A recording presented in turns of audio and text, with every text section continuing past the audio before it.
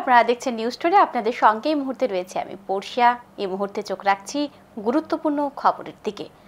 নেশার রমরমা বাণিজ্য রাজধানী সহ বিভিন্ন জায়গায় কিন্তু রয়েছে এবং একাংশ যুবক যুবতী নেশা সেবনের পাশাপাশি কিন্তু বিক্রিতেও জড়িয়ে পড়ছে, যার ফলে বলা চলে যে যুব সমাজ কিন্তু একেবারে ধ্বংসের দিকে ঠেলে যাচ্ছে। এবং সেক্ষেত্রে দেখা যায় যে গোপন খবরের ভিত্তিতে অভিযান চালিয়ে পূর্ব আগরতলা থানার পুলিশ গ্রেফতার করে এক যুবতী সহ 4 জনকে।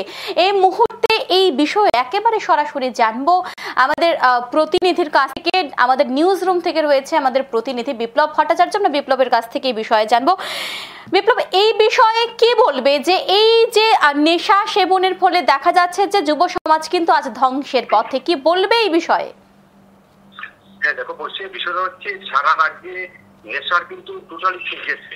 রাজ্যের আনাচে এমন কোনো জায়গায় আপনি যেখানে নেশার রমরমা নয়, বিভিন্ন ড্রাগস, ব্রাউন সুগার, নেশার ট্যাবলেট, এইসব জাতীয় জিনিস যেগুলি বহিরাজ্য থেকে আমদানি হয়, মূলত এগুলি ত্রিপুরা রাজ্য থেকে গাঁজা যেমন পাচার হয় বহিরাজ্যে, ঠিক তো এইসব ড্রাগসগুলি বহিরাজ্য থেকে ত্রিপুরাতে আমদানি হয়। বিভিন্নভাবে অবৈধভাবে নেশা কারবারিরা পাশাপাশি সেগুলি আমদানি করে। রাজধানী আগরতলায়ও প্রকাশ্য দিনের বেলায় এসব নেশা ড্রাগস বিক্রি করছে নেশা কারবারিরা এবং অবৈধভাবে বাঁকাপথে এই নেশার সামগ্রী তারা বিক্রি করছে। আর এই বিষয়ে আমি তোমাকে বলছি যে মহারাজগঞ্জ বাজার ও লক্ষ্মীনারায়ণ বাড়ি এই শহরের একেবারে বলা চলে যে ব্যস্ততম দুটি জায়গা এবং শহরের প্রাণকেন্দ্র আমরা বলতে পারি। এই দুটি জায়গার মধ্যে যুবতীকে 4 জন যুবতীকে পুলিশ আটক করেছে গোপন সংবাদের ভিত্তিতে। কি বলবে, বলা চলে কি দুটো জায়গা কি একেবারে নেশাগ্রস্ত বা নেশাখোরদের সে আখড়া হয়ে গেছে?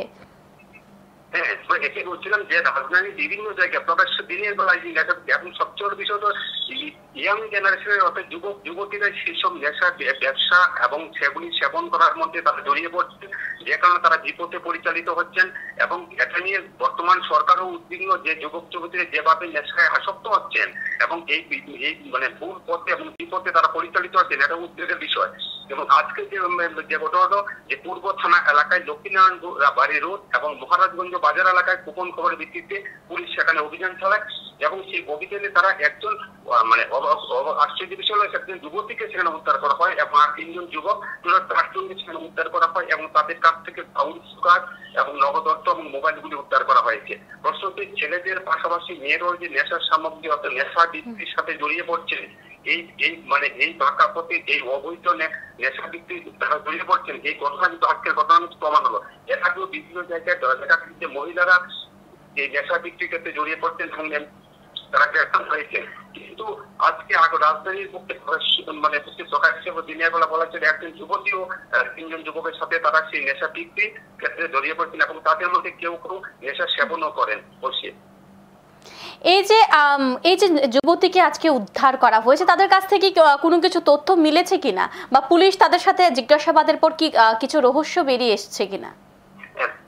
পূর্ব আগরতলা থানার ওসি রানা চ্যাটার্জি যেটা জানিয়েছেন যে তাদের জিজ্ঞাসাবাদে প্রাথমিকভাবে তিনি যেটা করেছেন তাদের সাথে আরো কয়েকজন জড়িত রয়েছে, কিন্তু তারা হয়তো সেই সময় সেখান থেকে পালিয়ে গেছেন। পরপর দুটি জায়গাতে পুলিশ একটি মামলা নিয়ে এনডিপিএস দ্বারা মামলা নিয়ে তদন্ত করছেন এবং বাকি যারা যুক্ত রয়েছেন বা যারা এইসব ঘটনা পালিয়ে গেছেন বা যারা তাদের সাথে যুক্ত রয়েছেন তাদের চেষ্টা করছে।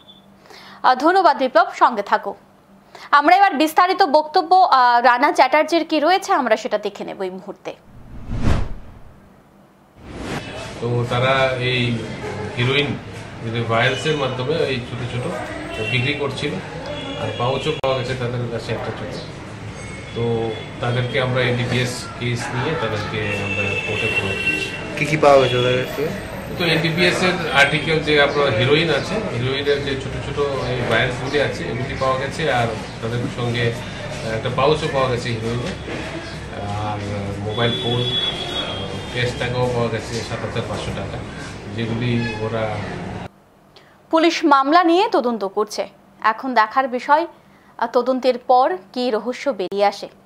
এখন সময় বিরতির, সঙ্গে থাকুন।